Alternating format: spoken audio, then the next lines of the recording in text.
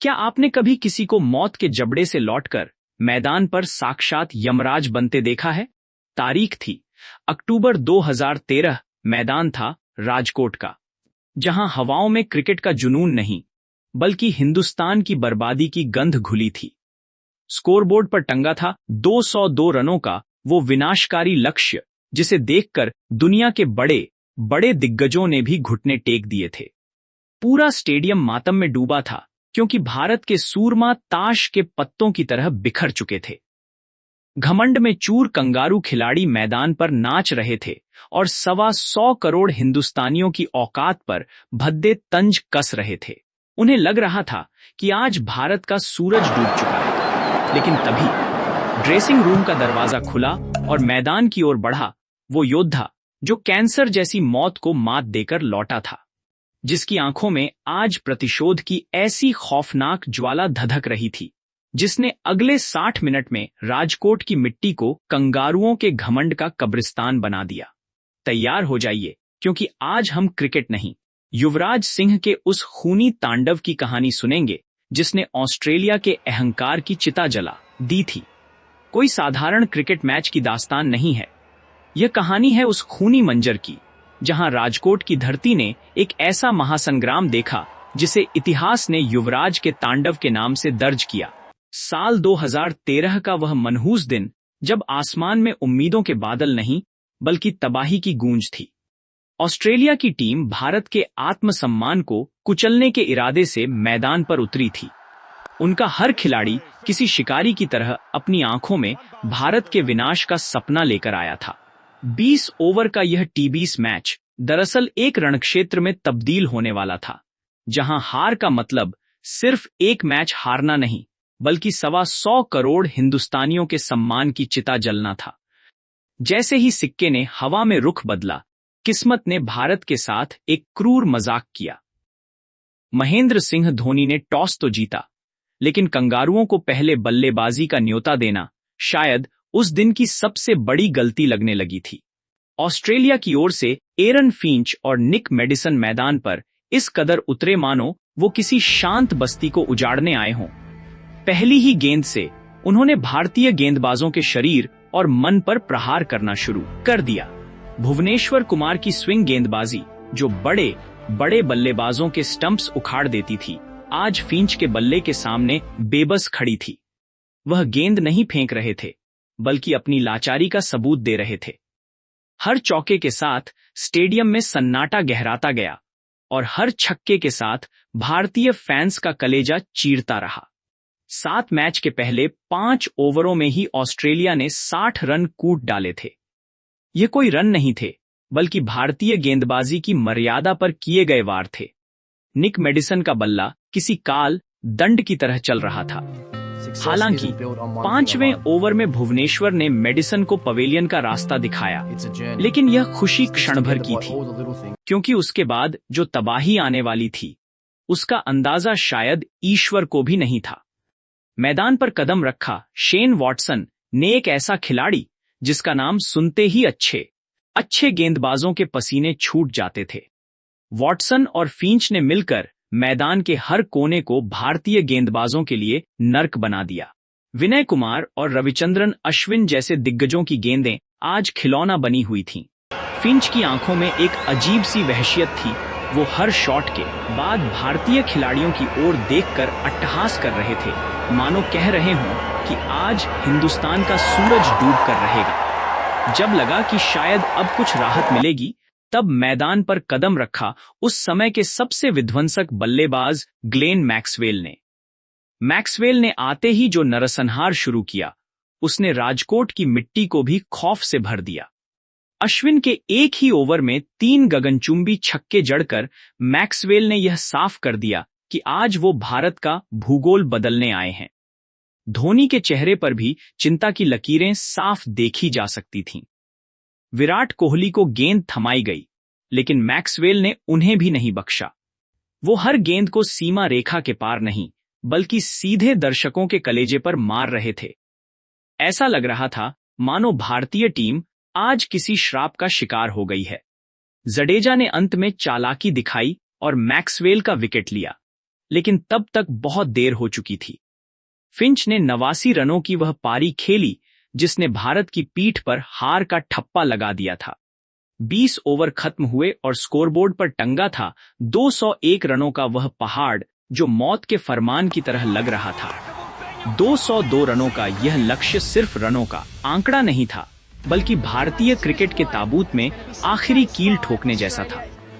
जब रोहित शर्मा और शिखर धवन मैदान पर उतरे तो पूरे राजकोट स्टेडियम में एक ऐसी खामोशी पसरी थी जैसे किसी शमशान में होती है। दर्शकों की आंखों में आंसू थे और दिलों में यह डर कि आज दुनिया के सामने भारत की साख मिट्टी में मिल जाएगी। रोहित शर्मा, जिन्हें पूरी दुनिया हिटमैन कहती है, उनकी आंखों में उस दिन एक अजीब सा तनाव था। दूसरे ओवर की पहली ही गेंद पर जब रोहित ने छक्का जड़ा तो लगा कि शायद कोई करिश्मा होगा, लेकिन नियति ने कुछ और ही खौफनाक लिख रखा था। चौथी ही गेंद पर रोहित का विकेट गिरना किसी बिजली के गिरने जैसा था। 12 रन पर भारत का सबसे बड़ा योद्धा धराशायी हो चुका था। यह सिर्फ एक विकेट नहीं था, बल्कि करोड़ों उम्मीदों का कत्ल था। रोहित के जाने के बाद सुरेश रैना मैदान पर आए। रैना और धवन ने मिलकर संघर्ष की मशाल तो जलाई, लेकिन ऑस्ट्रेलियाई गेंदबाजों की रफ्तार आज आग उगल रही थी। मिचेल जॉनसन और जेम्स फॉकनर की गेंदें बल्लेबाजों के शरीर को निशाना बना रही थीं। धवन ने कुछ बेहतरीन चौके लगाए, लेकिन उनके चेहरे पर भी उस खौफ के साए साफ दिख रहे थे। जब भारत का स्कोर 50 रन पहुंचा, तभी सुरेश रैना एक गलत शॉट खेलकर अपना विकेट दे बैठे। अब मैदान पर सन्नाटा और गहरा हो गया। इसके बाद चेस मास्टर विराट कोहली की एंट्री हुई। कोहली और धवन ने मिलकर लड़ाई को आगे बढ़ाया, लेकिन आज किस्मत भारत से रूठी हुई थी। क्रीज पर पूरी तरह सेट हो चुके शिखर धवन जब स्टंपिंग का शिकार हुए तो मानो पूरे हिंदुस्तान की धड़कनें रुक गईं। 80 रन पर 3 विकेट गिर चुके थे और रिक्वायर्ड रन रेट किसी जहरीले सांप की तरह आसमान की ओर बढ़ रहा था। स्टेडियम में अब सिर्फ ऑस्ट्रेलियाई खिलाड़ियों की चीखें सुनाई दे रही थी। वो भारतीय बल्लेबाजों का मजाक उड़ा रहे थे। विराट कोहली, जो अकेले दम पर मैच पलटने का मादा रखते थे, जब वो भी एक ऊंचा शॉट मारने के चक्कर में कैच आउट हुए तो लगा कि अब सब खत्म हो गया। 100 रन के स्कोर पर भारत के 4 सबसे बड़े सूरमा पवेलियन लौट चुके थे। आधा मैच खत्म हो चुका था और आधे से ज्यादा सफर अभी बाकी था। रिक्वायर्ड रन रेट अब 12 और 13 के पार जा चुका था। कंगारू खिलाड़ी मैदान पर नाच रहे थे। वो चिल्लाकर कह रहे थे कि हिंदुस्तानियों, अब तो सरेंडर कर दो। हार की गंध अब हवाओं में घुल चुकी थी। ऐसा लग रहा था कि आज का दिन भारतीय क्रिकेट के इतिहास का सबसे काला अध्याय बनकर रह जाएगा। ड्रेसिंग रूम का दरवाजा खुला और मैदान की ओर एक ऐसा शख्स बढ़ा जिसके कदमों की आहट में ही मौत का सन्नाटा था। यह और कोई नहीं बल्कि कैंसर जैसी मौत को मात देकर लौटे सिक्सर किंग युवराज सिंह थे। उनके चेहरे पर कोई शिकन नहीं थी, बल्कि एक ऐसी खामोशी थी जो आने वाले तूफान की गवाही दे रही थी। युवराज सिंह के साथ देने के लिए मैदान पर कैप्टन कूल MS धोनी भी आ चुके थे। ये 2 ऐसे फिनिशर थे जो हारे हुए युद्ध को जीतने का हुनर जानते थे। लेकिन आज हालात इतने बदतर थे कि खुद धोनी के माथे पर पसीने की बूंदें चमक रही थीं।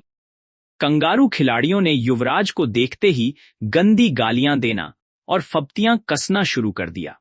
उन्होंने युवराज की औकात और उनकी बीमारी तक का मजाक उड़ाया।